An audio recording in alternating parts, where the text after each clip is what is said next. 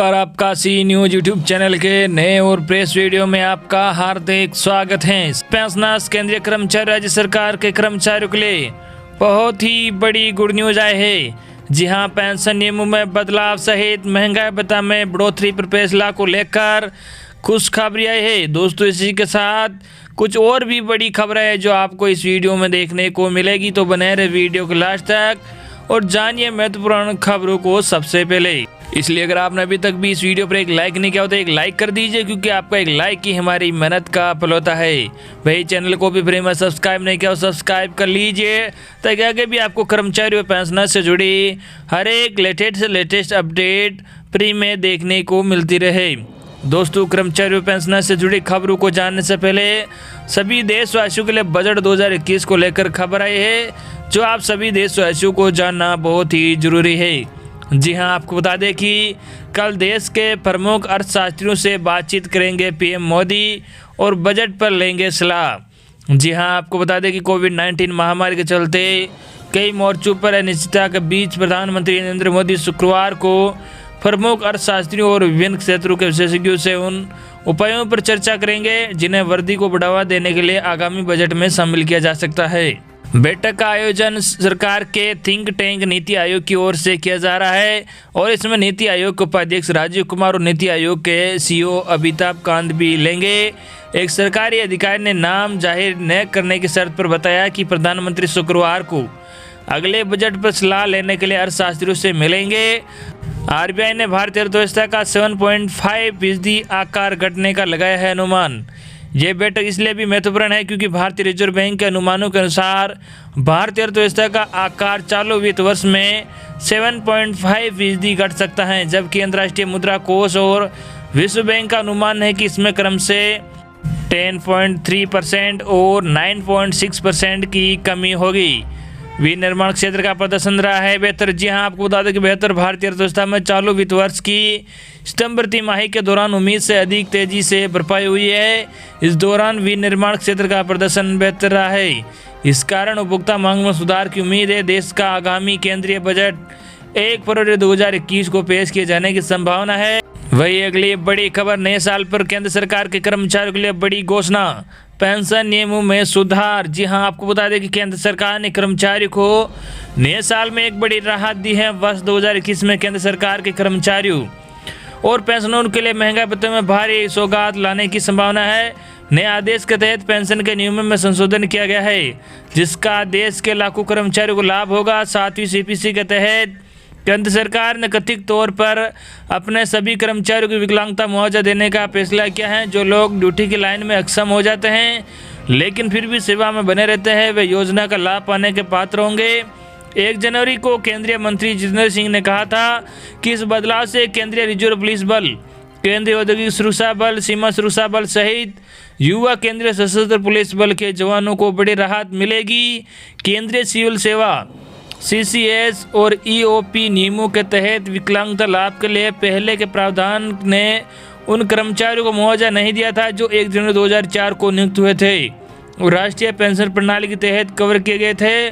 कार्मिक मंत्रालय में पेंशन विभाग द्वारा नया आदेश जारी किए जाने के बाद अब एनपीएस के तहत आने वाले सरकारी कर्मचारियों को असाधारण पेंशन के नियम 9 के तहत लाभ मिलेगा। इस कदम से सीआरपीएफ, बीएसएफ, सीआईएसएफ जैसे जवानों को, विशेष रूप से युवा केंद्रीय सशस्त्र पुलिस बल के जवानों को बहुत राहत मिलेगी, क्योंकि आमतौर पर कर्तव्य के प्रदर्शन में विकलांगता के कारण उनके मामले में रिपोर्ट की जाती है। ये नया आदेश सेवा नियमों में एक विसंगति को दूर करेगा और कर्मचारियों द्वारा सामना की जाने वाली कठिनाइयों को देखते हुए, क्योंकि केंद्रीय सिविल सेवा नियमों के तहत विकलांगता लाभों के पहले प्रावधान ने उन लोगों को ऐसा मुआवजा प्रदान नहीं किया था। सरकारी कर्मचारी जिन्हें 1 जनवरी 2004 को या उसके बाद नियुक्त किया गया था और राष्ट्रीय पेंशन प्रणाली के तहत कवर किया गया था। हालांकि कार्मिक मंत्रालय में पेंशन विभाग द्वारा जारी किए गए नए आदेश के साथ एनपीएस के तहत आने वाले कर्मचारियों को भी असाधारण पेंशन के नियम 9 के तहत लाभ मिलेगा। सरकार के 2009 के एक आदेश ने उन सरकारी कर्मचारियों को इस तरह का मुआवजा नहीं दिया था जो कार्मिक मंत्रालय द्वारा जारी एक बयान के अनुसार 1 जनवरी 2004 को या उसके बाद नियुक्त किए गए थे और राष्ट्रीय पेंशन प्रणाली एनपीएस के तहत कवर किए गए थे।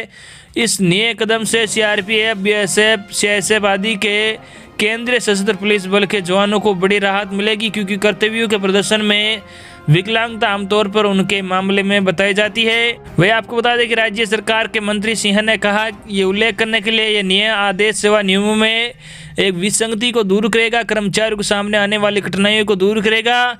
मोदी सरकार नियमों को आसान बनाने और भेदभावपूर्ण धाराएं हटाने के लिए सभी प्रयास कर रही है।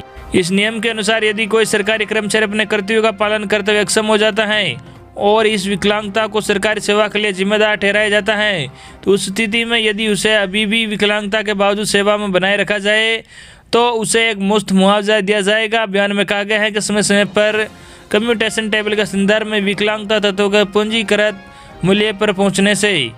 वही अगली बड़ी खबर, अब बढ़ेगी सैलरी, केंद्रीय कर्मचारियों व पेंशनर्स को जल्द मिल सकता है डीए का तोहफा। जी हाँ, नया साल 2021 केंद्रीय कर्मचारियों के लिए खुशखबरी लेकर आ सकता है। ऐसा इसलिए कहा जा रहा है क्योंकि केंद्रीय कर्मचारियों को लेकर केंद्र की मोदी सरकार फैसला लेने के मूड में नजर आ रही है। कैबिनेट की बैठक में मोदी सरकार डीए को फैसला ले सकती है। यदि ऐसा होता है तो केंद्रीय कर्मचारियों की सैलरी में इजाफा होगा, जिसका लाभ 50 लाख केंद्रीय कर्मचारियों को पहुंचेगा। साथ ही इससे लाखों पेंशन भोगियों को भी फायदा होगा। बढ़ोतरी स्वास्थ्य आयोग की सिफारिशों के आधार पर ही मोदी सरकार करेगी। यदि आपको याद हो तो कोरोना महामारी की वजह से आर्थिक गतिविधियां ठप हो गई थी, जिस कारण बीते साल केंद्रीय कर्मचारियों को मिलने वाले महंगाई भत्ते पर रोक लगाने का काम मोदी सरकार ने किया था।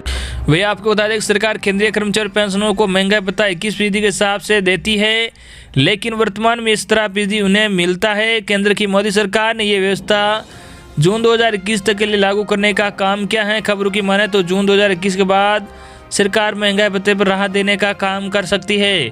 ऐसा भी कहा जा रहा है कि मोदी सरकार इससे पहले भी कुछ निर्णय ले सकती है।